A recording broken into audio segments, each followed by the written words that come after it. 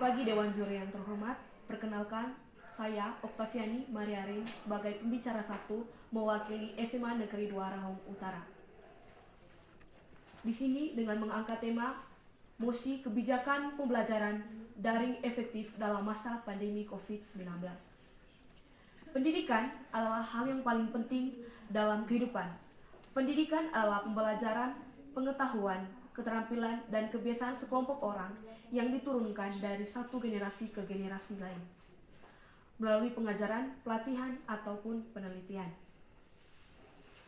Pada saat ini dunia sedang digemparkan dengan kemunculan sebuah virus yang dinamakan sebagai COVID-19 atau virus corona.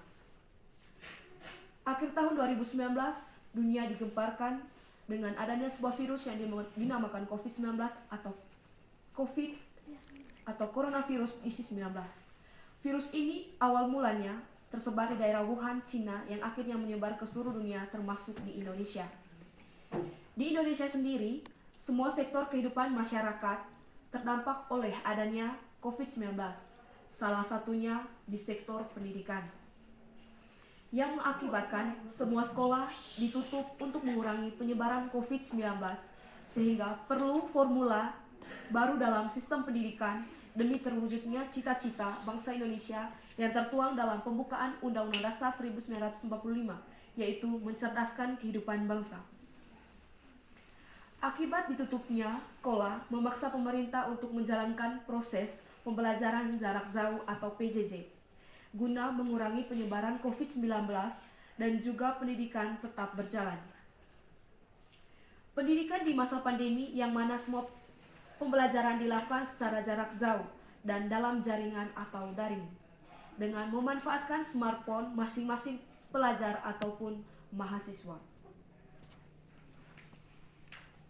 Terkait belajar dari rumah, Mendikbud menekan bahwa pembelajaran dalam jaringan atau daring atau jarak jauh dilaksanakan untuk memberikan pengalaman belajar yang bermakna bagi siswa tanpa terbebani tuntutan menuntaskan seluruh capaian kurikulum untuk kenaikan kelas maupun kelulusan.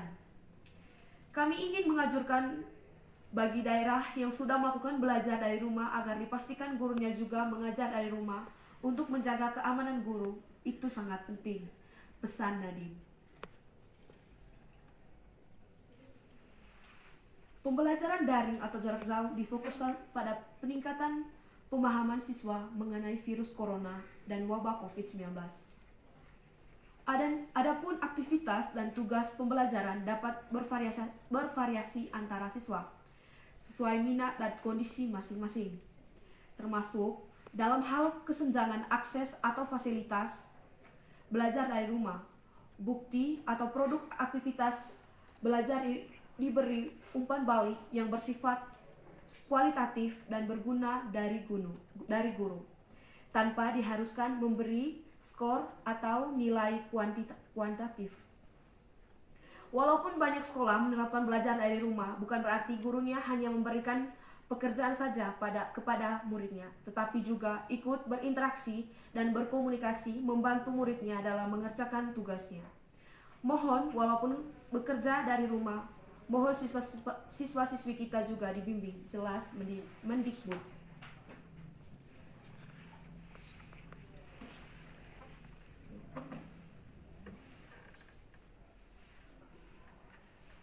Mempertimbangkan kebutuhan pembelajaran, berbagai masukan dari para ahli dan organisasi, serta mempertimbangkan evaluasi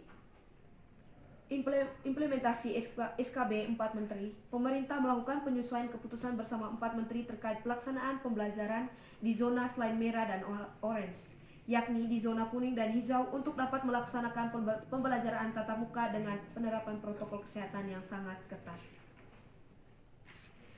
Prioritas utama pemerintah untuk mengutamakan kesehatan dan keselamatan peserta didik, pendidik, tenaga kependidikan, keluarga, dan masyarakat secara umum, serta mempertimbangkan tumbuh kembang peserta didik dan kondisi psikososial dalam upaya pemenuhan layanan pendidikan selama pandemi COVID-19.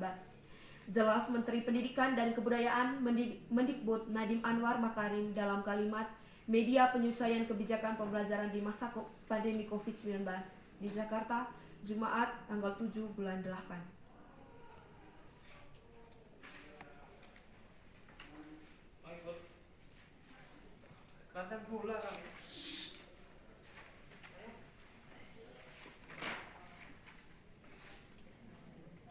Untuk mendukung proses pembelajaran secara daring, perlu adanya kesiapan sumber daya manusia atau SDM. Dalam hal ini adalah guru, siswa, dan juga orang tua. Guru sendiri perlu melakukan perombakan dalam hal rencana pelaksanaan pembelajaran RPP yang sesuai dengan kondisi di masa pandemi, serta semua SDM dituntut agar melek teknologi agar mampu memanfaatkan teknologi yang ada. Salah satu penyokong dalam proses kegiatan belajar mengajar di masa pandemi ini adalah ketersediaan teknologi yang bisa dimanfaatkan oleh guru dan murid.